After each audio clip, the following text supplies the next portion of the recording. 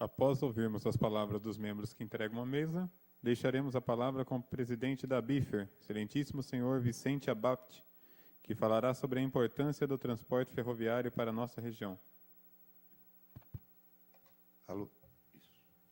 Bom, depois de ouvir a palavra de todos aqui, eu me sinto verdadeiramente em casa, né? Porque todos falando bem da ferrovia, que é o nosso métier.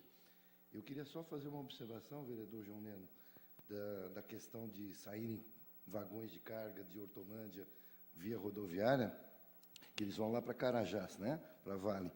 Mas eu acredito que até o final de 2015, para ser exagerado, nós teremos a ligação que falta entre Anápolis e Estrela do Oeste, chegando na Ferrobanda LL e vindo para cá,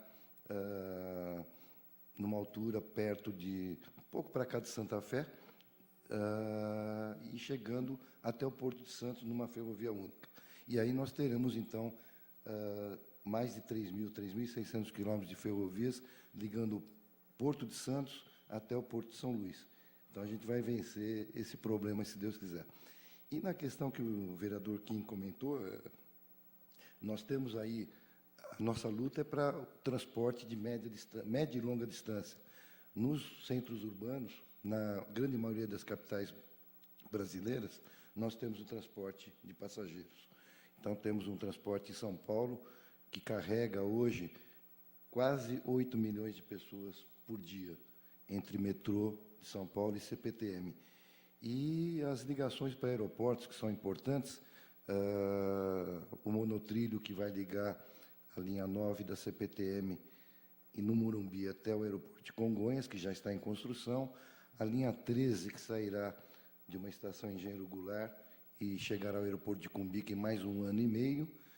E aqui na região, é um programa da Secretaria de Desenvolvimento e também de Transporte de Campinas, de fazer o VLT entre o centro de Campinas e o aeroporto de Viracopos, de forma que os 3 principais aeroportos do estado de São Paulo estarão servidos por ferrovia, como é no mundo inteiro, como o senhor comentou, né? Eu vou fazer, então, essa apresentação e falar um pouquinho, mais rapidamente, é claro, da indústria, para que os senhores possam ter uma ideia do que é a indústria ferroviária brasileira. Talvez, eu não sei se vocês quisessem sentar lá, e eu vou fazer daqui por causa do controle do computador, então me permitam fazer sentado aqui à mesa, tá? Bom, passou rapidamente, mas a Bifer completou agora, dia 8 de agosto, 37 anos de atividades, e ela tem feito trilhar realmente o desenvolvimento do país. A nossa missão é de fomentar o crescimento da indústria instalada no país, porque é instalada para gerar emprego e renda aqui no país. E de que forma a gente faz isso? Incentivando a expansão do transporte ferroviário de carga e de passageiros, e, através das nossas associadas, nós oferecemos suporte técnico às concessionárias e aos seus usuários. A nossa visão é ser uma das entidades de referência para o setor ferroviário na América Latina, no Brasil, e os nossos valores são crença no nosso setor, foco na indústria instalada no país, transparência nas ações, crescimento sustentado, seja em termos ambientais, seja em termos de perenidade da nossa indústria e geração de valor. Nós somos 72 empresas associadas à Bifer, no Brasil todo, entre pequenas, médias e grandes indústrias brasileiras e também multinacionais. E muitas delas situadas na região metropolitana de Campinas, ao longo do interior do estado e, como eu falei, nas diversas localidades brasileiras. Os investimentos que nós fizemos de 2003 a 2013 foram de R$ 1,5 bilhão de reais, e a nossa previsão para o triênio 2014-2016 é de 400 a 600 milhões de reais. Eu, hoje, estive em Taubaté, onde está sendo feita uma fábrica pela Alstom para a fabricação de VLT, veículo leve sobre trilho, que é um bonde moderno, já para 2 projetos nacionais, em que a Alstom foi vencedora, um para o Porto Maravilha, no Rio de Janeiro, e outro para o VLT de Goiânia. Essa fábrica já iniciou a construção, será terminada até o final do ano, e hoje foi o lançamento de um programa da Alstom com o Senai de Taubaté para fazer o treinamento de capacitação de 150 pessoas que serão contratadas para esse projeto. Então, foi muita satisfação e orgulho em que eu estive presente nessa solenidade, e esse valor que eu estou mencionando, de 400 a 600 milhões de reais, ele contempla, por exemplo, no caso da Alstom, para essa fábrica de Taubaté, o investimento de 50 milhões de reais. E aproveitando, vereador John Lennon, que a sua causa é a nossa de instalação da Escola Senai Ferroviária, preferencialmente em Hortolândia, que é um polo ferroviário, nós estivemos há uma semana, 10 dias, com o professor Marcel, do Senai, e já estão ultimando os relatórios para poder decidir a localização da escola. E me disse ele que agora, em meados de agosto, teria esse relatório terminado, e eu sei da lista da assinatura que foi feita e entregue ao presidente Paulo Scaff, para que a gente pudesse ter a escola em Hortolândia. Bom, esses investimentos foram feitos para ampliação e modernização de fábricas já existentes, para novas fábricas, aplicação de novas tecnologias e também para treinamento de mão de obra. Com isso, nossas capacidades anuais ficaram 12 mil vagões de carga, quando, à época, em 2003, eram 3 mil, 1.000 carros de passageiros, quando eram 300, e 250 locomotivas que não se fabricavam aqui no país. Ou se fabricavam mais no passado locomotivas de baixa potência. Hoje nós temos 2 fabricantes instalados no país de locomotivas, que fazem locomotivas com corrente alternada de 4.400 HPs. E eu quero dizer que, para poder sustentar essas capacidades anuais das empresas montadoras, algumas delas até verticalizadas, nós temos toda uma cadeia produtiva que faz os truques, os engates, os freios, todo tipo de material. A única coisa que nós importamos para o setor de carga são os rolamentos, que não tem demanda suficiente para fabricar no Brasil.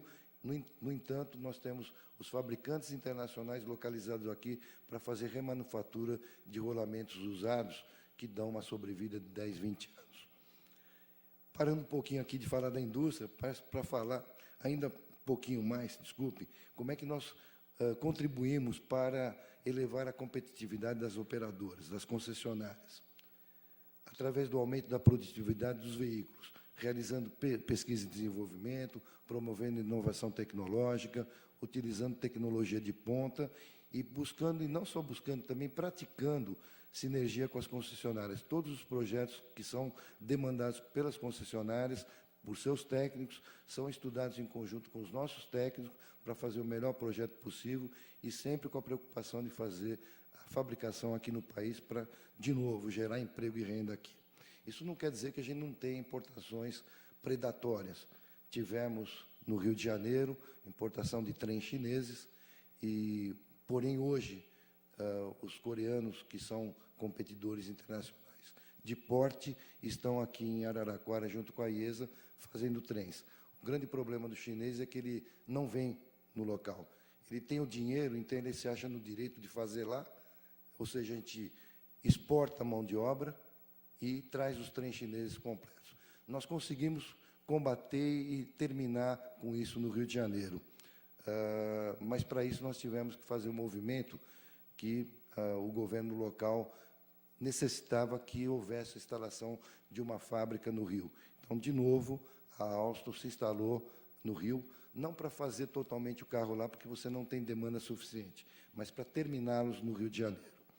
E, com isso, em tempo recorde, ela desenvolveu um carro em 1 ano e já está terminando de entregar, ou seja, até setembro agora, nós terminaremos de entregar 80 carros, quando os chineses não terão ainda sequer entregue o primeiro lote. Quer dizer, além da má qualidade, além do problema de prazo de entrega, temos seríssimos problemas lá que estão sendo equacionados tanto pela Supervia quanto pelo Metrô Rio, mas os nossos carros, dito pelo pessoal da Supervia, os carros da Alstom, estão sendo comissionados e entregues sem o menor problema.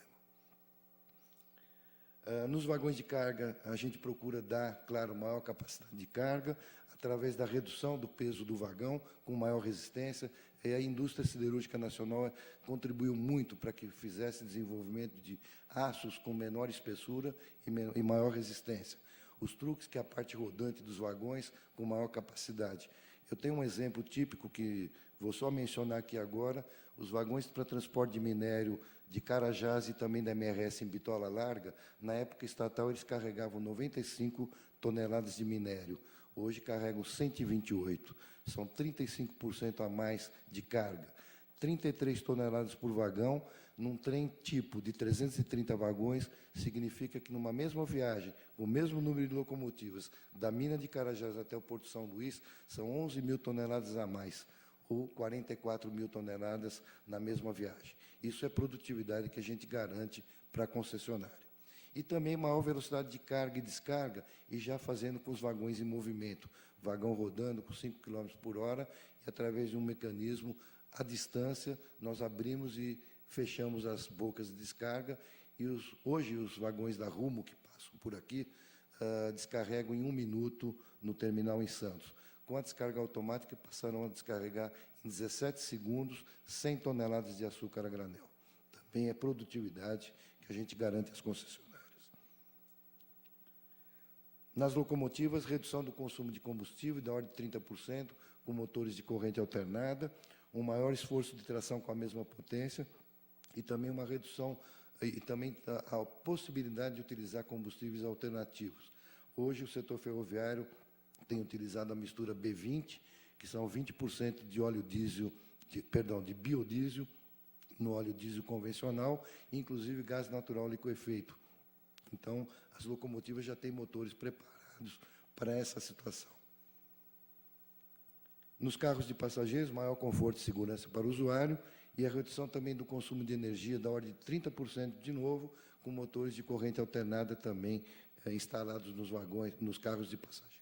Nos novos e na modernização que nós temos feito para o metrô de São Paulo. O metrô de São Paulo esse ano está completando 40 anos de operação, e tem trens daquela época fabricados pela antiga Mafers, antiga Cobrasma, e que estão sendo modernizados por 4 consórcios nacionais, já mais da metade dos 588 carros, e que nós temos feito com 60% do valor de um novo. No entanto, o Ministério Público, politicamente usado para isso, impediu que nós continuássemos de fevereiro a maio, e o governo de São Paulo reativou o contrato. Então, nós estamos seguindo com essa renovação, com essa modernização, colocando ar-condicionado, motores com redução de consumo de energia e tudo mais. Aqui estão os trens regionais, tecnologia disponível, que hoje os nossos associados têm na Europa, mas que vão trazer para cá seguramente. Nós temos aqui, no caso do lado direito do superior, trens da Alstom, embaixo da Siemens. O lado de cá são os pendolinos, que conseguem fazer curvas mais fechadas, com velocidade maior, podem ser aplicados nessa região.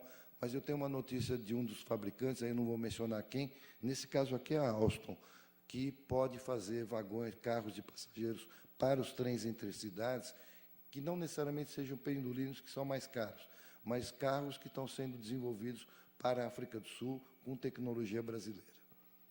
Existem também, embora com menor poder de emissão, uma maior emissão de poluente, a tecnologia diesel, também, de novo, pendolino, aqui do lado direito inferior, o pendolino da CAF.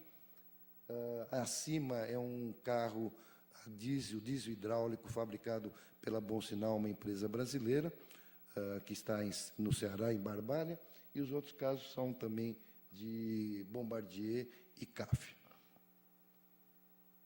Os trens metropolitanos, que podem servir e servem, né, a linha 7 Rubi, já são esses do lado de esquerdo aqui, CPTM, fabricados pela CAF aqui em Hortolândia.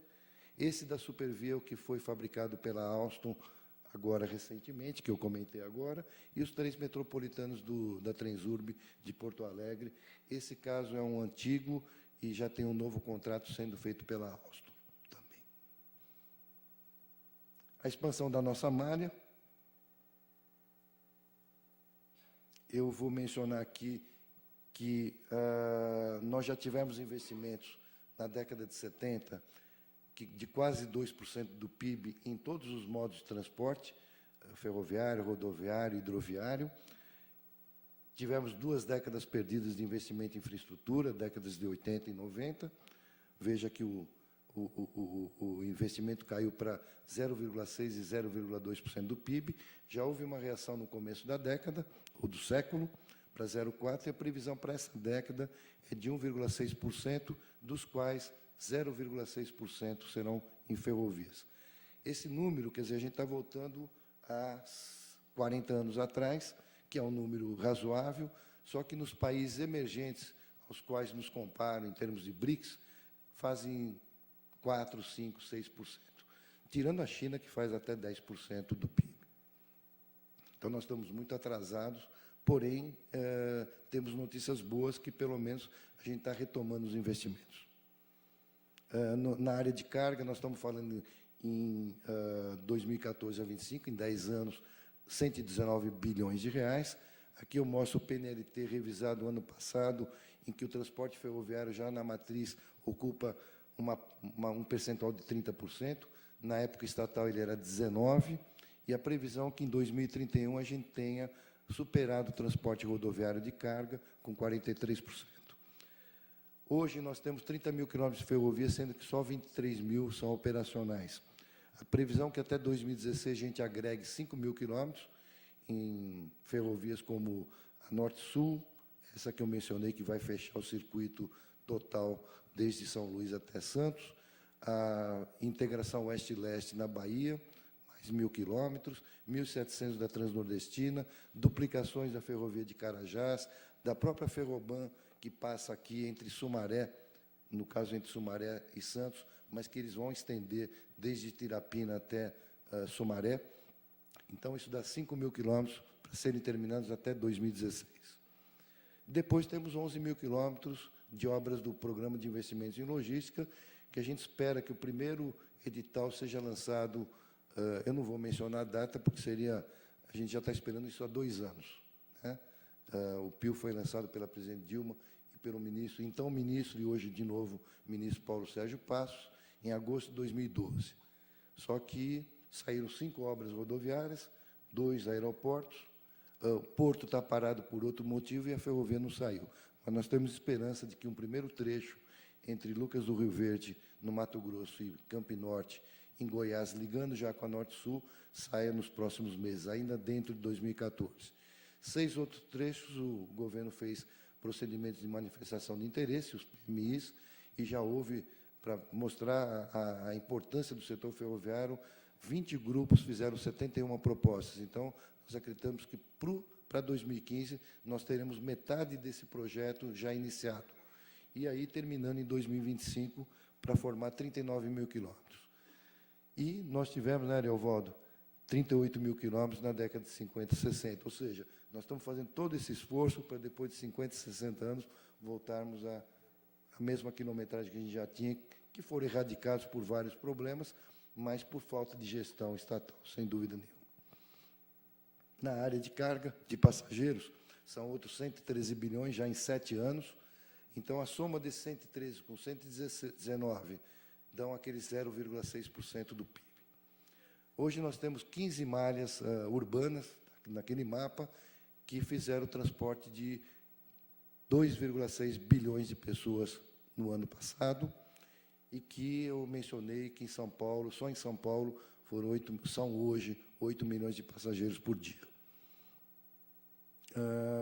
Temos apenas 1.000 quilômetros nesses 15 sistemas, normalmente urbanos, e a previsão é que até 2020 a gente possa dobrar. E aí vem os trens regionais, vem todas essas obras do governo de São Paulo, que vai dobrar a malha de metrô de 75 para 150 quilômetros até 2020, agregando também mais da CPTM.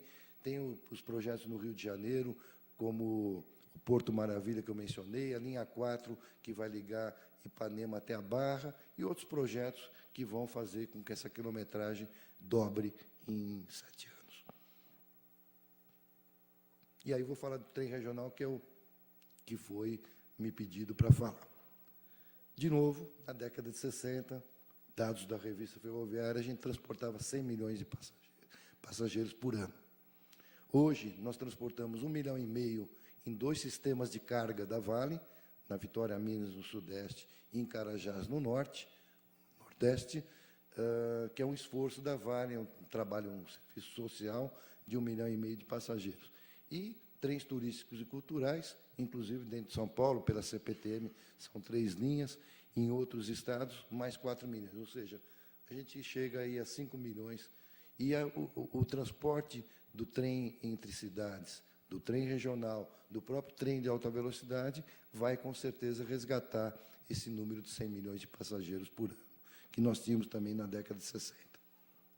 Pode parecer saudosismo, mas é uma realidade, quer dizer, a realidade que a gente tinha esse transporte e, infelizmente, por má gestão, a gente perdeu espaço, as malhas se deterioraram, aquilo que o Evaldo falou poderia ser...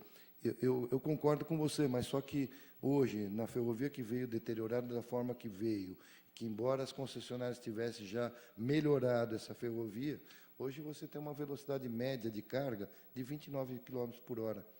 Quer dizer, então, como é que você vai transportar passageiro? Ninguém tem paciência de andar a 30 km por hora em ferrovia. Tem que ser um trem regional, do jeito que eu vou mostrar, e que já foi comentado aqui, que anda a 160 km por hora. Então, é esse projeto. Eu pedi emprestado ao BTG Pactual e EDLP essa apresentação para mostrar para vocês. Nós estamos falando numa região que tem 200 quilômetros entre Sorocaba e Taubaté e 200 quilômetros entre Americana e Santos. Estamos falando em 30 milhões de habitantes, que é a população do Canadá, 900 bilhões de reais do PIB, que é o PIB da Suíça, e 50 mil quilômetros quadrados de área, que é apenas ou menos de 1% do território brasileiro. E aí está a malha estudada, de 477 quilômetros, temos lá Americana, chegando até São Paulo e indo até Santos. A estação Hub, em São Paulo, será a estação da Água Branca, onde todos os trens regionais se encontrarão, onde futuramente, quando vier o trem de alta velocidade, embora ele estivesse previsto para chegar em Campo de Marte, já havia uma propensão a chegar em Água Branca. Até sair o trem de alta velocidade, o trem intercidade já estará encaminhado, pelo menos, se não pronto, e de forma que a gente possa ter Água Branca como grande entroncamento em São Paulo.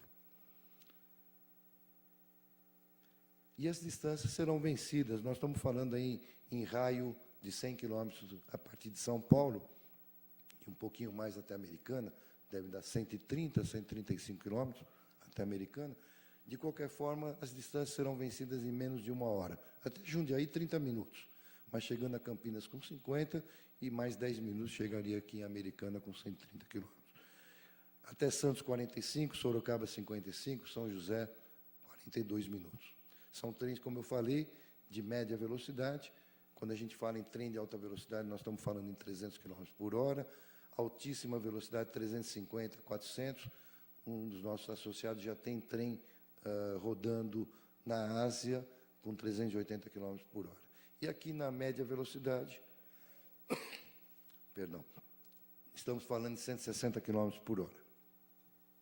Esse é o nível de serviço que no passado a gente teve, talvez não com a tecnologia que a gente tem hoje, sem dúvida nenhuma, mas quem não se lembra de ter aqueles carros-restaurante, carros dormitórios, né? Com toda a pompa que existia no passado, mas esse é o nível de serviço que vai ser implementado. Eu esqueci de falar no começo que essa apresentação do BTG Pactual, que é sócio da IDLP, de um visionário ferroviário que é o Guilherme Quintela, e também já tem associação com a construtora Camargo Corrêa, que é dona da CCR Autoban. Então, veja que não é nem competição entre modos de transporte, é perfeitamente integração e a necessidade que existe do serviço ferroviário, que uma Camargo Corrêa está junto com o BTG e com a IDLP para fazer o trem intercidades entre eu diria entre todos os setores. Porém, isso vai ser colocado em licitação.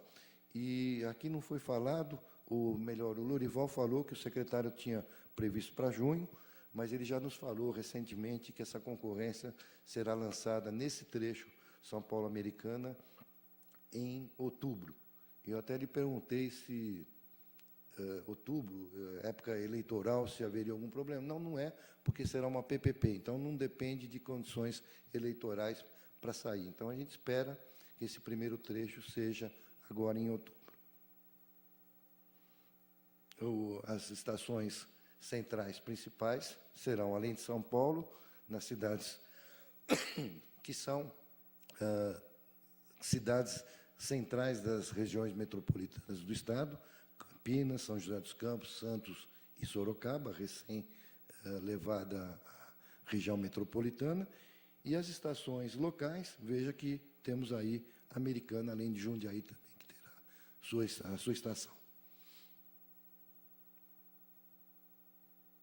E eu trouxe aqui, apenas como menção, que é uma batalha do Ariovaldo, do Lorival, todo o pessoal envolvido no setor ferroviário, que é a linha 7 vir até Campinas. Hoje ela vai até Jundiaí. Não são excludentes os transportes, porque nós estamos falando em trens de média velocidade, enquanto que o trem da CPTM ele tem uma bem menor velocidade, porém, como o Lorival falou, R$ 3,00 você paga uma passagem que você pode chegar de São Paulo até Campinas com esse valor. Então, mostrar que a Bifer também está associada a esse desejo de vocês. E, por último, uma mensagem da Bifer, que uma ferrovia forte que já existe no país, com uma indústria forte, a gente faz um Brasil desenvolvido. Quero, mais uma vez, agradecer a atenção de todos e me colocar à disposição agora e também nos meus contatos lá em São Paulo. Muito obrigado.